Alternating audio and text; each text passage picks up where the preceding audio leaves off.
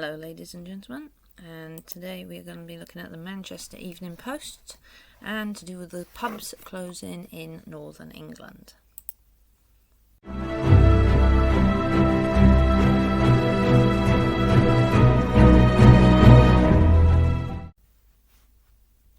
Okay, so the first bit says, swaths of Northern England are facing the prospect of a tough new coronavirus restrictions, including the possible closure of hospitality amid fears the disease is spiralling out of control.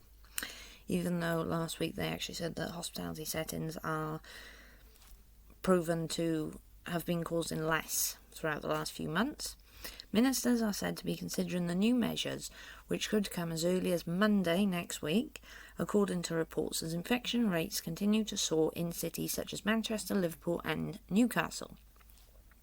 The move is confirmed would be another severe blow to hard-pressed pubs and restaurants in the regions already reeling from the imposition and the controversial 10 p.m. curfew.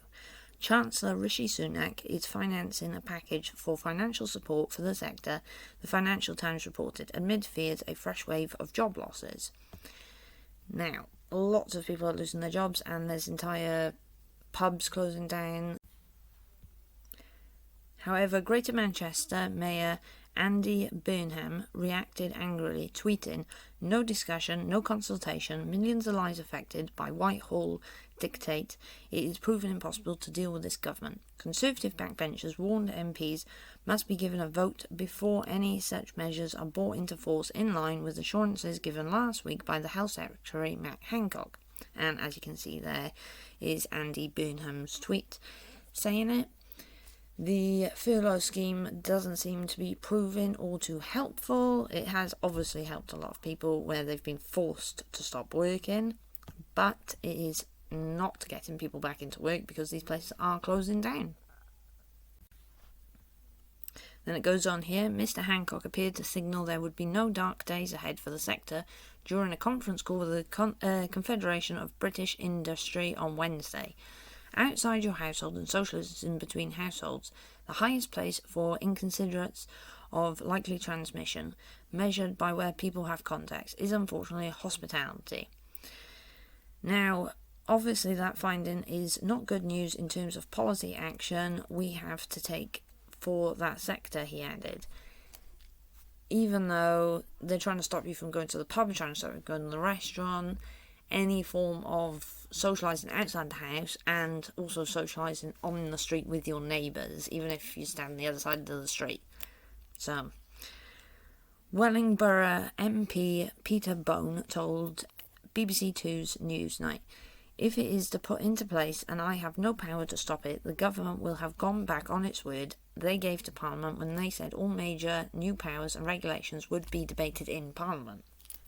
Even though the Conservative Party do have an 80-seat majority, they're quick enough to take our freedoms away and restrict most of them as much as they think they can, give us back a tiny little bit extra and then take them away again. But then at the same time, there's tons of people still running around the country that they're doing nothing about.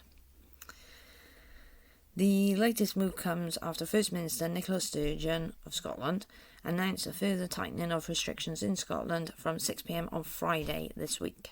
Under new rules, indoor hospitality venues will only be allowed to operate between 6 a.m. and 6 p.m. daily.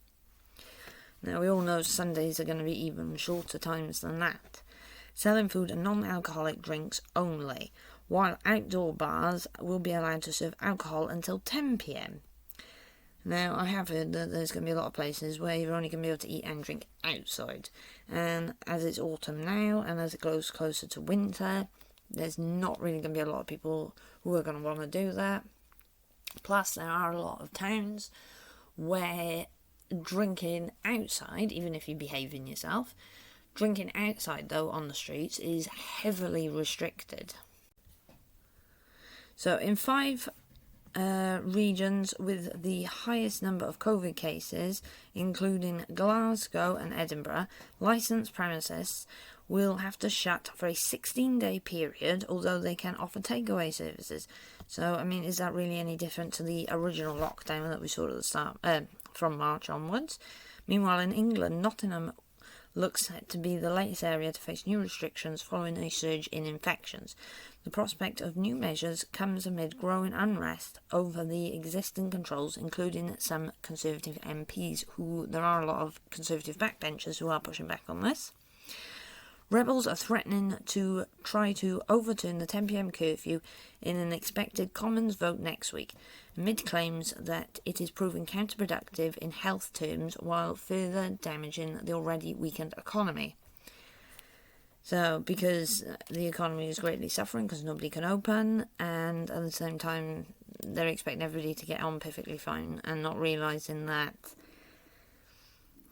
the average person does not have as much money or as much that they can even say do at home or resources that, well, all of these MPs have.